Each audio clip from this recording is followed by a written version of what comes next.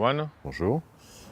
On va commencer, je vais poser une question simple un peu, ton parcours. Qu'est-ce qui t'a amené à t'intéresser aux Alévis? Moi, ma première rencontre avec les Alévis, elle remonte à 25 ans maintenant, lorsque des réfugiés politiques, turcs et kurdes, sont arrivés en France suite à la sale guerre que leur menait l'État turc.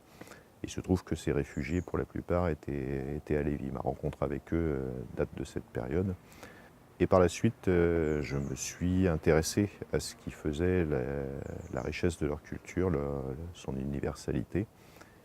Et durant 10 ans, je me suis rendu en Turquie, dans différents endroits où vit la communauté Alevi, avec sa différence, avec sa complémentarité de culte. Et ça a donné naissance à plusieurs ouvrages maintenant. L'universalité des Alévis. Qu'est-ce que tu veux dire? Qu'est-ce que c'est pour toi l'universalité des Alévis? Pour moi, l'universalité des Alévis, c'est le fait que cette communauté, à travers ses croyances, à travers les cultes qu'elle voue à la nature et à l'être humain, place véritablement l'être humain au centre de ses préoccupations, au centre de sa croyance. Et de ce point de vue-là, je pense que pour tout être humain normalement constitué qui fait de, du respect, du libre arbitre de l'être humain sa marge de manœuvre, je pense que la philosophie Halévy a de ce point de vue-là une valeur universelle. Est-ce que tu fais une opposition entre le divin, enfin le divin tel qu'il est vu dans les religions, la religion on va dire classique, on connaît le plus les trois monothéistes, par rapport à cette universalité et à l'être humain? Comment chez les Alévis, et comment toi ça t'a interpellé, ces deux notions qui s'entrelacent mais qui sont perçues de manière différente?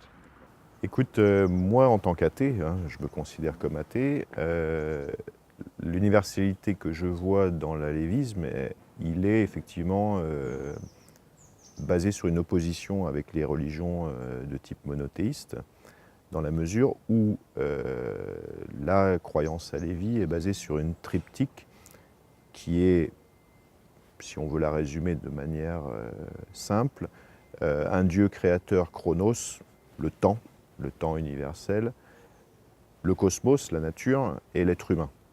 C'est autour de cette triptyque-là que les Alévis organisent leur culte qui s'opère à travers les lieux de pèlerinage qui sont très liés à la nature. Ça peut être des sources d'eau, ça peut être des forêts, des arbres sacrés, des montagnes.